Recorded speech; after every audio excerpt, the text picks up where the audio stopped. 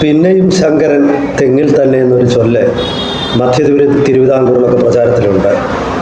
ഇത് കേരളത്തിൽ മൊത്തം പ്രചാരത്തിലുണ്ടോ എന്ന് എനിക്ക് അറിഞ്ഞുകൂടാ. അതിനാൽ ഇതിൻ്റെ അർത്ഥം കൂടെ ഒന്ന് വിശദീകരിക്കാം. അതായത് ഒരാൾ വഴിവിട്ട ജീവിതം, കുത്തഴിഞ്ഞ ജീവിതം നയിക്കുന്നു എന്നിരിക്കട്ടെ.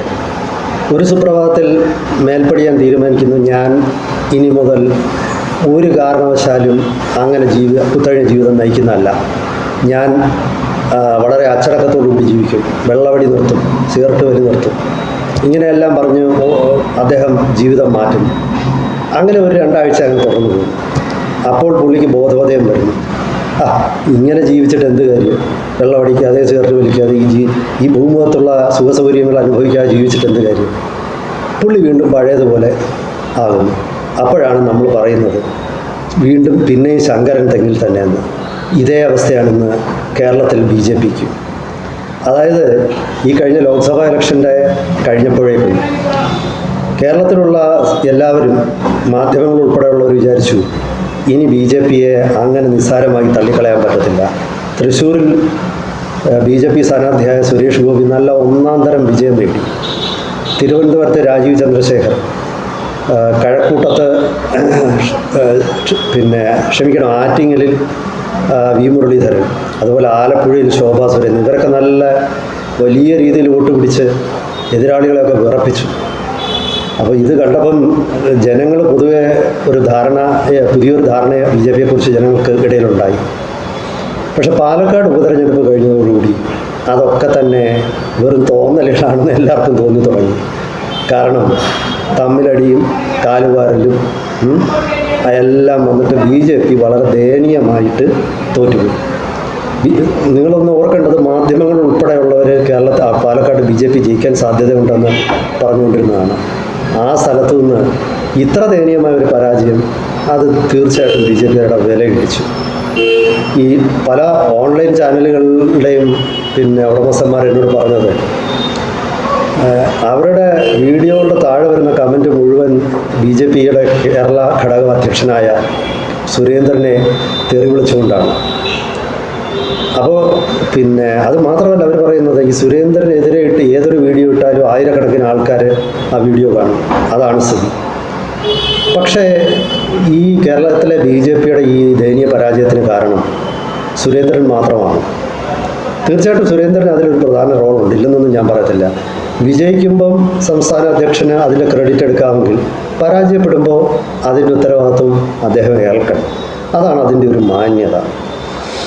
അപ്പോൾ ഞാൻ പറഞ്ഞു വരുന്നത്, സുരേന്ദ്രൻ്റെ താൻ പോരിമ, അതുപോലെ കൂടെ നിൽക്കുന്നവരെ എല്ലാവരെയും വാത്സല്യത്തോടെ സ്വന്തം കുഞ്ഞനുജന്മാരായിട്ട് കണ്ട് അവരുടെ ക്ഷേമ ഐശ്വര്യങ്ങൾക്ക് വേണ്ടി പ്രവർത്തിക്കേണ്ട ബാധ്യത അദ്ദേഹത്തിനുണ്ട്.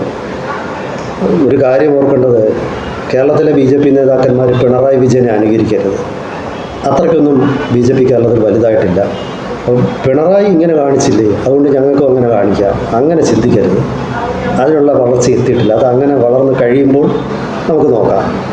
അപ്പോൾ സുരേന്ദ്രൻ ഒരുപാട് കുറ്റങ്ങളുണ്ട്. പക്ഷേ സുരേന്ദ്രൻ മാറിയത് കൊണ്ടൊന്നും കേരളത്തിലെ BJP ഒറ്റയടിക്ക് മാറുമെന്നും, ഈ പുതുതായി വരുന്ന BJP സംസ്ഥാന അധ്യക്ഷൻ, അതിപ്പം ശോഭാ സുരേന്ദ്രൻ വന്നാലോ MD രമേശ് വന്നാലോ മറ്റാരെങ്കിലും വന്നാലോ അതിൽ മാറ്റം ഉണ്ടാകുമെന്ന് എനിക്ക് തോന്നുന്നില്ല. എന്താണ് ഈ കേരള BJPയുടെ ഈ ദയനീയാവസ്ഥയുടെ കാരണം? ഇപ്പം ഈ പാലക്കാട് ഇലക്ഷൻ പരാജയത്തിന് ശേഷം മാധ്യമങ്ങൾ സുരേന്ദ്രനോട് അതിൻ്റെ കാരണം ചോദിച്ചപ്പോൾ അദ്ദേഹം പറഞ്ഞു, ഉപതെരഞ്ഞെടുപ്പുകളിൽ കേരളത്തിൽ BJP സാധാരണ വളരെ മോശമായ പ്രകടനമാണ് കാഴ്ചവെക്കുന്നത്, അത് പാലക്കാട് സംഭവിച്ചു, അത്രയേ ഉള്ളൂ എന്ന് പറഞ്ഞു. അദ്ദേഹം പറഞ്ഞതിൽ ശരിയും തെറ്റുമുണ്ട്. എല്ലാ ഉപതെരഞ്ഞെടുപ്പുകളിലൊന്നും BJP അത്ര മോശം പ്രകടനം കാഴ്ചവെച്ചിട്ടില്ല. രാജഗോപാൽ മത്സരിക്കുന്ന കാലത്ത് ഏത് ഉപതെരഞ്ഞെടുപ്പിലും അദ്ദേഹം നിന്നാലും അദ്ദേഹം വോട്ട് വളരെയധികം വർദ്ധിപ്പിക്കുമായിരുന്നു. അപ്പോൾ സുരേന്ദ്രൻ തന്നെ ഒരു തവണ കോന്നിയിൽ നിന്നപ്പോൾ വോട്ട് വർദ്ധിപ്പിച്ചിട്ടുണ്ട് ഉപതെരഞ്ഞെടുപ്പിൽ. അതുപോലെ തന്നെ പാലക്കാടിനോടൊപ്പം ചേലക്കരയിലെ ഉപതെരഞ്ഞെടുപ്പിൽ BJP സ്ഥാനാർത്ഥി 10,000 വോട്ട് വർദ്ധിപ്പിച്ചു. നിസ്സാര വോട്ടല്ല.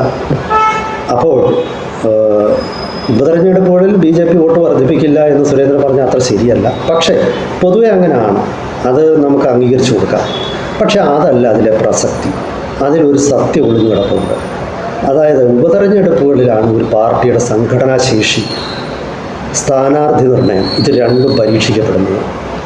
അതാണ് പിന്നെ പാലക്കാട് തോൽക്കാനുള്ള കാരണം. അതായത് സംഘടനാശേഷി ഇതുവരെ പലരും വിചാരിക്കും BJP വലിയ കെട്ടുറപ്പുള്ള പാർട്ടിയാണെന്ന്. വെറുതെ. സംഘടനാശേഷി BJPക്ക് ഇലക്ഷനിൽ ജയിക്കാനുള്ള സംഘടനാശേഷി കേരളത്തിലില്ല. അത് ഒന്നാമത്തെ കാര്യം. അത് നമുക്ക് വിശദമായിട്ട് സംസാരിക്കാം. പിന്നീട് രണ്ടാമത്തെ മറ്റൊരു വിഷയം, ഈ കഴിഞ്ഞ കുറച്ച് കാലങ്ങളായിട്ട് ഈ CPM-നോടും പിണറായി വിജയനോടും ഒരു വല്ലാത്ത അടുക്കാനുള്ള ഒരു അഭിനിവേശം കേരളത്തിലെ BJPക്ക് ഉണ്ടായിരുന്നു. സത്യത്തിൽ സംസ്ഥാന സർക്കാരിനെതിരെയുള്ള ജനവികാരം BJPക്ക് അനുകൂലമാക്കണമെങ്കിൽ പിണറായിയെ വേണം ഏറ്റവും ശക്തമായി എതിർക്കാൻ. അഖിലേന്ത്യാ തലത്തിൽ കോൺഗ്രസ് ആയിരിക്കും BJPയുടെ പ്രധാന ശത്രു, സംശയമൊന്നുമില്ല. പക്ഷേ കേരളത്തിലെ സാഹചര്യത്തിൽ CPM ആണ്. ആ CPM വോട്ട് BJP പിടിച്ചെടുക്കണം. എങ്കിൽ മാത്രമേ BJP. അപ്പോൾ കഴിഞ്ഞ കുറേ കാലങ്ങളിൽ ഞാൻ പറയുന്നത് CPM ഒരു ഹിന്ദു പാർട്ടിയാണ്, പിണറായി വിജയൻ ഒരു ഹിന്ദു നേതാവാണ് എന്നൊക്കെ പറയുന്ന ചില ആൾക്കാർ BJPയിൽ ഉണ്ടായി വന്നു.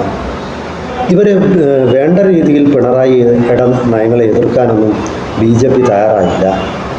അപ്പോൾ നമ്മൾ മനസ്സിലാക്കേണ്ടത് രാഹുൽ മാങ്കൂട്ടത്തിൽ പിണറായിക്കെതിരെ ഏറ്റവും ശക്തമായി പോരാടി ജയിലിൽ പോയൊരു വ്യക്തിയാണ്. അപ്പോൾ അദ്ദേഹത്തിന് കിട്ടിയത് കോൺഗ്രസിന് അനുകൂലിച്ച വോട്ട് മാത്രമല്ല, പിണറായിക്കെതിരായ വോട്ട് കൂടെ അവിടെ കിട്ടിയിട്ടുണ്ട്. അത് വേറെ. പിന്നെ പിണറായിയോട് CPM-ആയിട്ട് BJP ശത്രുത കുറഞ്ഞാൽ CPM-ലെ ഹിന്ദു വോട്ട് BJPക്ക് കിട്ടുമെന്നാണ് BJP ധരിക്കുന്നത്. അത് തിരിച്ചു വായിക്കൂടെ? അതായത് BJPയിലെ ഹിന്ദു വോട്ട് CPM-ലേക്ക് പോയാലും അങ്ങനെയാണ് ഇവിടെ സംഭവിച്ചത്. അപ്പോൾ നമുക്കിതൊന്ന് വിശദമായിട്ട് കാര്യങ്ങൾ സംസാരിക്കാം. ഉൾക്കാഴ്ചകളിലേക്ക് സ്വാഗതം. ഞാൻ ഹരികുമാർ. പാലക്കാട് ഉപതെരഞ്ഞെടുപ്പിന് മുമ്പ് വലിയ പ്രതീക്ഷയായിരുന്നു BJPക്ക്. സാക്ഷാൽ ശ്രീ സുരേന്ദ്രൻ ഉൾപ്പെടെയുള്ളവർ അവിടെ തങ്ങി നേരിട്ട് തെരഞ്ഞെടുപ്പ് പ്രചരണം നയിക്കുകയും നിയന്ത്രിക്കുകയൊക്കെ ചെയ്യുന്നു. പക്ഷേ ഇത്ര അപ്രതീക്ഷിതമായ പരാജയം സംഭവിച്ചത് എന്തുകൊണ്ടാണ്? അതിൽ എൻ്റെ വിലയിരുത്തൽ, ഈ ഇലക്ഷന് മുമ്പ് തന്നെ അവിടെ പോയി സ്ഥാനാർത്ഥി നിർണയം നടത്തുന്നതിനായി BJPയുടെ കേന്ദ്ര നേതൃത്വം ഒരു റിസർച്ച് ടീമിനെ അയച്ചിരുന്നു. ആ റിസർച്ച് ടീം 3 പേരുടെ പേരാണ് കൊടുത്തത്. അതായത് ശ്രീ സുരേന്ദ്രൻ, പിന്നെ ശോഭാ സുരേന്ദ്രൻ, കൃഷ്ണകുമാർ.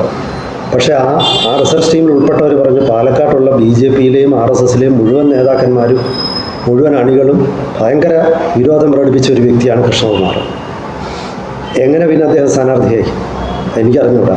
മാത്രമല്ല നാലാമതൊരു പേര് കൂടെ, അതായത് കോൺഗ്രസിൽ നിന്ന് പുറത്തു നിന്ന AV ഗോപിനാഥിൻ്റെ പേര് RSSലെ ചില കേന്ദ്രങ്ങൾ നിർദ്ദേശിച്ചിരുന്നതായിട്ടും അറിയാൻ കഴിഞ്ഞു. സത്യത്തിൽ AV ഗോപിനാഥ് ആയിരുന്നു BJP സ്ഥാനാർത്ഥിയെങ്കിൽ ഈ ഫലം എന്തായാലും അവിടെ ഉണ്ടാകത്തില്ല. അദ്ദേഹം ജയിക്കുമോ ഇല്ലയോ എന്നൊന്നും പ്രവചിക്കാൻ എനിക്കറിഞ്ഞുകൂടാ. പക്ഷേ കോൺഗ്രസിൻ്റെ കുറേ വോട്ട് അദ്ദേഹം പിടിച്ചു മാറ്റുമായിരുന്നു. ഞാൻ പറഞ്ഞു വന്നത് സ്ഥാനാർത്ഥി നിർണയം വളരെ മോശമായിരുന്നു പാലക്കാട്ട്. നിങ്ങൾ മനസ്സിലാക്കേണ്ട ഒരു കാര്യം, ഇപ്പം BJPയുടെയും RSSൻ്റെയും ഹാർഡ് കോർ അണികൾ മാത്രം വോട്ട് കൊണ്ട് BJP ജയിക്കും എന്ന മിഥ്യാധാരണ BJPക്ക് ഉണ്ടാകരുത്. സുരേഷ് ഗോപി തൃശ്ശൂരിൽ ജയിച്ചത് അദ്ദേഹത്തിന്, എൻ്റെ വ്യക്തിപരമായ വിലയിരുത്തൽ, അദ്ദേഹത്തിന് 1 ലക്ഷത്തോളം വോട്ടുകൾ സ്വന്തമായിട്ട് നേടിയെടുക്കാൻ അദ്ദേഹത്തിന് കഴിഞ്ഞിരുന്നു. ബാക്കി അദ്ദേഹം നേടിയെടുത്ത 4 ലക്ഷം വോട്ടിൽ 1 ലക്ഷം അദ്ദേഹത്തിൻ്റേതായിരിക്കും, 3 ലക്ഷം BJPയുടെ വോട്ടുമായിരിക്കും, RSS BJPയുടെ. അപ്പോൾ ഇത് രണ്ടും കൂടെ ചേരുമ്പോഴാണ് BJPക്ക് ജയിക്കാൻ കഴിയും. ഇത് പല രാഷ്ട്രീയ പ്രസ്ഥാനങ്ങൾക്കും അങ്ങനെ തന്നെയാണ്. CPM പലപ്പോഴും സ്വതന്ത്രരെ പരീക്ഷിച്ചിട്ടുണ്ട്. അത് സമൂഹത്തിൽ നിലയും വിലയുമുള്ള ആൾക്കാരെ നിർത്തുമ്പോൾ അങ്ങനെയാണ്. അതില്ലാത്തവരെ നിർത്തിയിട്ട് പിന്നെ അവരെ ഏത് കുറ്റിച്ചൂരിനെ നിർത്തിയിട്ട് വോട്ട് ചെയ്യണമെന്നും പറഞ്ഞാൽ ഇവിടെ ആരും സമ്മതിക്കത്തില്ല സുഹൃത്ത്. പിന്നെ രണ്ടാമത്തെ വിഷയം, സംഘടനാ കരുത്ത്. ഇപ്പോൾ ഒരു ഉപതെരഞ്ഞെടുപ്പിൽ BJP സ്ഥിരമായി തോക്കുന്നുവെന്നും സുരേന്ദ്രൻ പറയുമ്പോൾ സുരേന്ദ്രൻ തിരിച്ചറിയേണ്ടത്, ഈ പൊതു ഇലക്ഷൻ വരുമ്പോൾ അവിടെ തരംഗങ്ങളാണ്. അതായത് കേന്ദ്ര 24-ലെ ലോക്സഭാ ഇലക്ഷൻ, ആ ലോക്സഭാ ഇലക്ഷനിൽ നരേന്ദ്രമോദിയുടെ തിരിച്ചുവരവ് അല്ലെങ്കിൽ നരേന്ദ്രമോദിക്കുള്ള വോട്ട്, നരേന്ദ്രമോദിയെ എതിർക്കുന്നവരുടെ വോട്ട്. അപ്പോൾ ഇങ്ങനെ വലിയ ഒരു ലാർജർ ഗോളിലാണ് കാര്യങ്ങൾ നീങ്ങുന്നത്. പക്ഷേ ഉപതെരഞ്ഞെടുപ്പിൽ അങ്ങനെയല്ല. പ്രാദേശിക വിഷയങ്ങൾ, സംസ്ഥാനത്തെ ഭരണം, സ്ഥാനാർത്ഥിയുടെ മേന്മ, ഇങ്ങനെ ഒരുപാട് കാര്യങ്ങൾ വരും. മാത്രമല്ല സംഘടനാശേഷി, പുതിയ വോട്ടർമാരെ ചേർക്കാനുള്ള പാർട്ടിയുടെ കരുത്ത്, അതുപോലെ പുതിയ വോട്ടേഴ്സ് ലിസ്റ്റിൽ നിന്നും ആവശ്യമില്ലാത്ത കള്ള വോട്ടുകൾ മാറ്റാനുള്ള കരുത്ത്. അതുപോലെ പാർട്ടിയുടെ വോട്ടർമാരെ എല്ലാം വോട്ട് ചെയ്യിപ്പിച്ചു എന്ന് ഉറപ്പ് വരുത്താനുള്ള കരുത്ത് ഇതൊക്കെ ഉള്ള പാർട്ടിയാണ് ജയിക്കുന്നത്. ദൗർഭാഗ്യവശാൽ ഈ സംഘടന താഴെ തട്ടിലുള്ള ഈ നെറ്റ്വർക്ക് BJPക്ക് കുറവാണ്. പല ബൂത്തുകളിലും പലയിടത്തും, പാലക്കാട്ടെ കാര്യമല്ല ഞാൻ പറയുന്നത്, പലയിടത്തും കേരളത്തിൽ എല്ലായിടത്തും പല ബൂത്തുകളിലും BJPയുടെ ഏജന്റുമാർ കാണത്തില്ല. ബൂത്തുകൾക്ക് പുറത്ത് അതുപോലെ തന്നെ BJPയുടെ ഒരു സാന്നിധ്യം കാണത്തില്ല. ഇതൊക്കെ സ്ഥിരമുള്ളതാണ്. അപ്പോൾ ജയിക്കാനല്ല പലപ്പോഴും BJP സ്ഥാനാർത്ഥികൾ നിൽക്കുന്നത്. അവർ ചില അഡ്ജസ്റ്റ്മെൻറ്റിലൂടെയൊക്കെ പൈസയൊക്കെ ഉണ്ടാക്കാനും കേന്ദ്രം തരുന്ന പൈസ കുറച്ചങ്ങ് അടിച്ചു മാറ്റാനും അങ്ങനെയുള്ള തരത്തിലുള്ള സ്ഥാനാർത്ഥികൾ നിന്നാൽ ജയിക്കില്ല. അത് ഇനി എന്തൊക്കെ വാശി പിടിച്ചാലും ജനം ജയിക്കില്ല. കേരളത്തിലെ പലരും പറയുന്ന പോലെ ഹിന്ദുത്വത്തിനോട്, ആശയത്തിനോട് ഒരു എതിർപ്പുമില്ല. അങ്ങനെയാണെങ്കിൽ സുരേഷ് ഗോപി ജയിക്കത്തില്ലായിരുന്നു. അങ്ങനെയാണെങ്കിൽ O രാജഗോപാൽ ജയിക്കത്തില്ലായിരുന്നു. ഞാനൊരു കാര്യം പറയാം. കേരളത്തിൽ ആദ്യം ആയിട്ട് BJP NDA ജയിക്കുന്നത് 2004 PC തോമസ് മൂവാറ്റുപുഴ മണ്ഡലത്തിൽ നിന്ന്. നിങ്ങൾ ആലോചിക്കണം, അന്ന് കേരളത്തിലെ ഏറ്റവും കൂടുതൽ ക്രിസ്ത്യാനികളുള്ള ലോക്സഭാ മണ്ഡലമാണ് മൂവാറ്റുപുഴ. ഇന്ന് ആ മണ്ഡലമില്ല. പുനർനിർണ്ണയം നടത്തിയപ്പോൾ ആ മണ്ഡലം ഇല്ലാതായി. പക്ഷെ ഞാൻ പറഞ്ഞു വരുന്നത്, അവിടെ ഒരു NDA സ്ഥാനാർത്ഥിക്ക് ജയിക്കാമെങ്കിൽ കേരളത്തിൽ എവിടെയും BJPക്ക് ജയിക്കാം. പക്ഷെ നല്ല സ്ഥാനാർത്ഥിയാക്കണം. ഞാൻ മറ്റൊരു കാര്യം എനിക്ക് പറയാനുള്ളത്, ഈ RSSൻ്റെയും BJPയുടെയും ബാക്ക്ഗ്രൗണ്ടിലൂടെ വരുന്നവർ അങ്ങനെ പെട്ടെന്ന് ജയിക്കാൻ സാധ്യത കുറവാണ്. കാരണം അവർക്ക് അവരുടെ ഒരു ലിമിറ്റഡ് സർക്കിൾ, ഒരു ചെറിയ വൃത്തത്തിനുള്ളിൽ മാത്രമുള്ള ബന്ധങ്ങളാണുള്ളത്. അത് കാരണം പുറത്തെ യാഥാർത്ഥ്യങ്ങളൊന്നും അവർക്ക് അറിഞ്ഞില്ല. ഇതൊരു വലിയ പ്രശ്നമാണ്. അപ്പോൾ അവിടെ ചെയ്യേണ്ടത് പുറത്തുനിന്ന് വിജയസാധ്യതയുള്ള സ്ഥാനാർത്ഥികളെ ഉൾക്കൊള്ളണം. എങ്ങനെയാണ് BJP ആസാമിൽ അധികാരത്തിൽ വന്നത്, ആസാമിൽ അധികാരത്തിൽ തുടരുന്നത്? ഹൈമന്ത ബിശ്വാസ് ശർമ്മ എന്നൊരൊറ്റ നേതാവ്, അദ്ദേഹത്തിൻ്റെ കരുത്താണ് അവിടെ നമ്മൾ കാണുന്നത്. ഇന്ന് BJPയുടെ അഖിലേന്ത്യാ തലത്തിലുള്ള പ്രചാരകനായിട്ട് അദ്ദേഹം വളർന്നിരിക്കുന്നു. എങ്ങനെയാണ് BJPക്ക് ആന്ധ്ര അല്ലെങ്കിൽ അതുപോലെ തന്നെ തെലങ്കാനയിലൊക്കെ വളർച്ചയുണ്ടാകും? ഇപ്പോൾ തെലങ്കാനയിൽ ചെന്ന് കഴിഞ്ഞാൽ ആരാണ്? ബണ്ടി സഞ്ജയ്, അദ്ദേഹത്തിൻ്റെ പേര് മൊത്തം ശരിയാണോ എന്ന് എനിക്ക് അറിഞ്ഞുകൂടാ. ബണ്ടി സഞ്ജയ്, അതുപോലെ ഇവരൊക്കെ കോൺഗ്രസിൽ നിന്ന് വരുന്നവരാണ്. അതുപോലെ തന്നെ പശ്ചിമ ബംഗാളിൽ ചെന്നപ്പോഴും പശ്ചിമ ബംഗാളിൽ BJP അധികാരത്തിലെത്തിയില്ലെങ്കിലും വലിയ ശക്തമായ സാന്നിധ്യമുള്ള സംസ്ഥാനമാണ്. സുവേന്ദു അധികാരി എന്നുള്ള നേതാവാണ്. അപ്പം ഞാൻ പറഞ്ഞു വരുന്ന ഇതുപോലുള്ള നേതാക്കന്മാരെ പുറത്തുനിന്ന് കൊണ്ടുവരണം. അങ്ങനെയെങ്കിൽ മാത്രമേ കേരളത്തിൽ BJPക്ക് ജയിക്കാൻ പറ്റൂ. അത് എനിക്ക് തോന്നുന്നു കോൺഗ്രസിൽ നിന്നും നല്ല ശക്തരായ യുവത്വം ഉള്ള ജനകീയ പിന്തുണയുള്ള നേതാക്കന്മാരെ കൊണ്ടുവരണം. BJPയിൽ അങ്ങനെയുള്ള നേതാക്കന്മാരില്ല. നിങ്ങൾ നോക്കിക്കൂ, കേരളത്തിലെ യുവ കോൺഗ്രസ് നേതാക്കന്മാർ, ഇപ്പോൾ രാഹുല മാങ്കൂട്ടത്തിൽ, അല്ലെങ്കിൽ ഷാഫി പറമ്പിൽ, അല്ലെങ്കിൽ കരുനാഗപ്പള്ളി CR മഹേഷ്, ഇങ്ങനെ ഒരു വലിയ ശക്തരായ, അതുപോലെ മാത്യു കുഴൽനാട്, ശക്തരായ നേതാക്കന്മാരുടെ ഒരു നിരയുണ്ട് അവിടെ. അത്തരം നേതാക്കന്മാരെ വളർത്തിക്കൊണ്ടുവരണം. സംസ്ഥാന പ്രസിഡന്റ് അദ്ദേഹത്തിന് ഇഷ്ടമില്ലാത്തവരെയൊക്കെ ഒന്ന് മാറ്റി നിർത്താനുള്ള ഒരു അവസരമായിട്ട് ഈ പ്രസിഡന്റ് സ്ഥാനം കാണരുത്. ആവശ്യമില്ലാതെ ഇപ്പോൾ സുരേന്ദ്രൻ ശ്രീജിത്ത് പണിക്കരോടൊക്കെയുള്ള തെരുവിളിക്കാൻ അദ്ദേഹത്തിനോട് ഫൈറ്റ് ചെയ്യാനാണ് സുരേന്ദ്രൻ പോയത്. എന്തൊരു ആവശ്യമില്ലാത്ത പരിപാടിയാണ്. സ്വന്തം ശ്രീജിത്ത് പണിക്കർ ആരാണ്? സുരേന്ദ്രൻ അതിനേക്കാൾ എത്രയോ വലിയ ആളാണ്. ശ്രീജിത്ത് പണിക്കർ വെറും ഒരു രാഷ്ട്രീയ നിരീക്ഷകനാണ്. സുരേന്ദ്രൻ ഒരു രാഷ്ട്രീയ പ്രസ്ഥാനത്തിൻ്റെ, കേന്ദ്രം ഭരിക്കുന്ന ഒരു രാഷ്ട്രീയ പ്രസ്ഥാനത്തിൻ്റെ സംസ്ഥാന നേതാവ്. അദ്ദേഹം അത് മറക്കരുത്. അപ്പോൾ ഞാൻ പറഞ്ഞു വന്നത്, ആവശ്യമില്ലാത്ത പ്രശ്നങ്ങളിൽ പോവാതെ സംസ്ഥാനത്തെ കൃത്യമായിട്ട് പാർട്ടിയുടെ നയപരിപാടികൾ നടപ്പാക്കാൻ, പാർട്ടിയുടെ അടിത്തറ ശക്തിപ്പെടുത്താനുള്ള ശ്രമമാണ് നടത്തേണ്ടത്. അതുപോലെ തന്നെ സുരേന്ദ്രൻ മാറിയിട്ട് മറ്റൊരാൾ വന്നാൽ, ഇപ്പോൾ ശോഭാ സുരേന്ദ്രനോ MT രമേഷോ ഒക്കെ വന്നിട്ടും എനിക്ക് തോന്നുന്നില്ല ഇപ്പോഴത്തെ സാഹചര്യത്തിൽ വലിയ വ്യത്യാസം. വ്യക്തിയല്ല, നയങ്ങളാണ് പ്രധാനം. അപ്രോച്ച്, BJPയുടെ ദൗർഭാഗ്യവശാലുള്ള കേരളത്തിലെ അപ്രോച്ച് പുറത്തു നിന്നുള്ള ആൾക്കാരെ ഉൾക്കൊള്ളുകയും അവർക്ക് ധൈര്യപൂർവ്വം അവർക്ക് നേതൃത്വ സ്ഥാനം കൊടുക്കുകയും.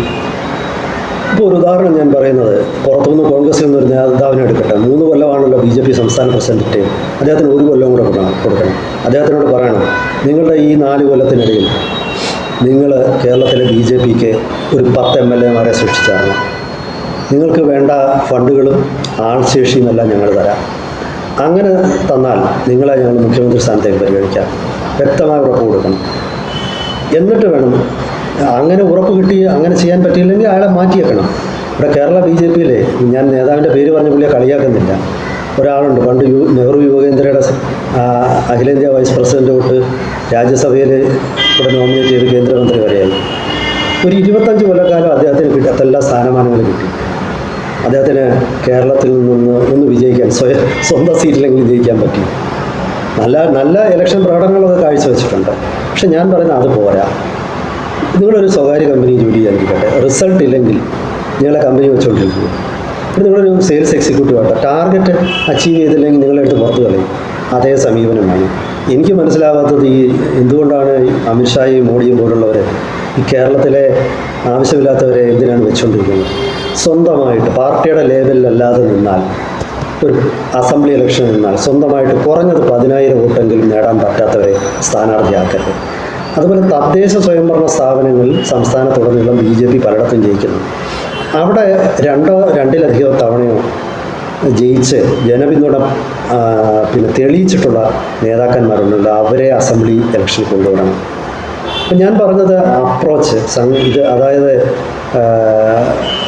പാർട്ടിക്കുള്ളിൽ നിന്ന് തന്നെ ഉള്ള മുഖങ്ങളല്ലാതെ പാർട്ടിക്ക് പുറത്തുനിന്നും ആശയപരമായി BJPയോട് യോജിക്കാൻ തയ്യാറുള്ള, അങ്ങനെയുള്ള കഴിവുറ്റ ജനപിന്തുണയുള്ള സമൂഹത്തിൽ നിലയും വിലയുള്ളവരെയൊക്കെ കൊണ്ടുവന്ന് ഇതൊന്ന് അഴിച്ചു പണിഞ്ഞാൽ, സത്യം പറഞ്ഞാൽ കേരളത്തിലെ BJP മുഴുവൻ പിരിച്ചുവിട്ടിട്ട് പുതുതായിട്ട് ഉണ്ടാക്കുന്നതാണ് ഏറ്റവും നല്ലത്. അങ്ങനെ ചെയ്യാൻ കഴിഞ്ഞാൽ എനിക്ക് ഉറപ്പുണ്ട് BJP കേരളത്തിൽ ജയിക്കാൻ പറ്റും. ഹിന്ദുത്വത്തിനോട് മലയാളികൾക്ക് ഒരു ദേഷ്യവുമില്ല. പക്ഷേ വേണ്ട രീതിയിലുള്ളൊരു സംഘടന, കെട്ടുറപ്പുള്ളൊരു സംഘടന കേരളത്തിലില്ല BJPക്ക്. ഇത് മനസ്സിലാക്കി പ്രവർത്തിച്ചാൽ BJP കേരളത്തിൽ അധികാരത്തിൽ വരാൻ പോലും BJPക്ക് പറ്റും എന്നാണ് എനിക്ക് തോന്നുന്നത്. വീണ്ടും മറ്റൊരു വിഷയമായി കാണുന്നവരേക്കും നമസ്കാരം.